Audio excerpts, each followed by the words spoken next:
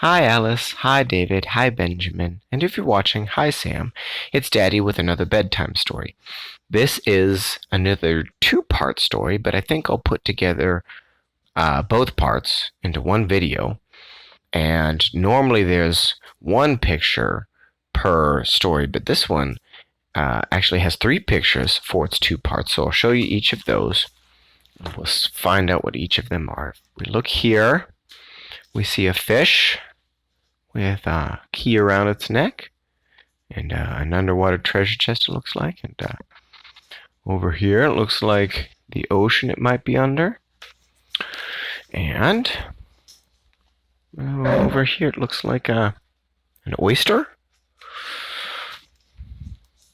I don't know. Well, the story is called The Sea Princess's Gift. So let's find out what's going on with this. Far out on the open sea, a young fisherman cast his nets. Drawing them in, he caught sight of a strange fish with lovely human eyes and a golden key hanging round its neck. All at once it spoke, "I am the Sea King's daughter. If you set me free, I shall take you with me to his palace beneath the waves, where you shall be richly rewarded." The fisherman agreed. He took hold of a fin, and the fish plunged beneath the surface, dragging him along. He was quite unharmed by the water, and they swam past placid underwater scenes, through shoals of merry fish, gliding by dancing octopuses and grim-faced sharks, till they came to a palace built of pearls and red coral. No sooner had they passed through its gates than the fish changed into a beautiful princess. She led him through mother-of-pearl chambers, where people like fish were dancing, and into a golden hall filled with riches of all the seas. "Choose what you wish," said the princess, handing him the golden key to the treasure chests. The fisherman did not know which way to look first, but just then a lovely young girl, set all over with silver fish scales, danced up to him and whispered in his ear, "Take only one mussel." The fisherman did as he was told, and when the sea princess learnt of his wish, she only smiled at him kindly and took him over to the palace gate. From there, the girl with silver scales accompanied him to the shore, but scarcely had they passed through the gates when she changed into a silvery fish. This is part two.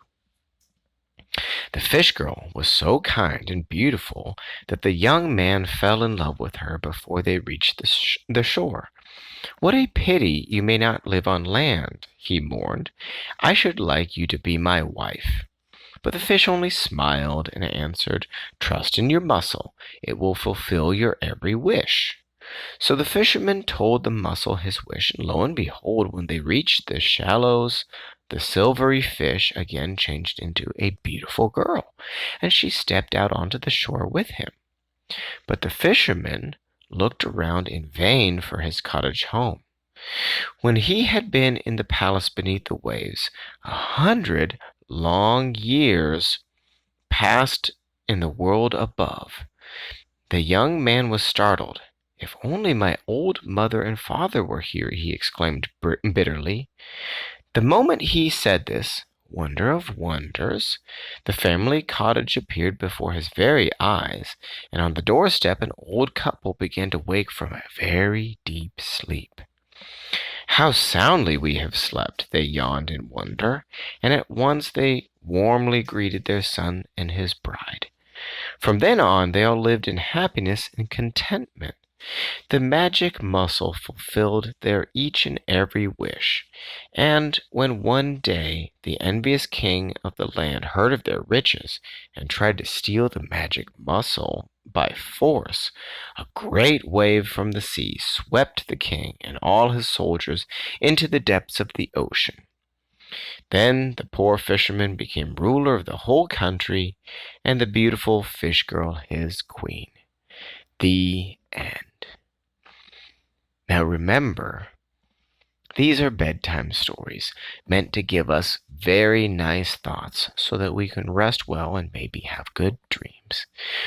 And this is a nice, simple story full of imagination. What do you think it looks like when a bunch of people dressed in beautiful gowns and so forth dance like fish? What do you think that's like? Or what do you think a magical kingdom underwater looks like? Or what do you think the magical mussel looked like? Maybe just thinking about the pretty things is a good lesson in and of itself. So, you can use your imagination and think what those might look like as you lay down, close your eyes, think happy thoughts, and get lots of sleep. And remember that Daddy loves you very much. Good night.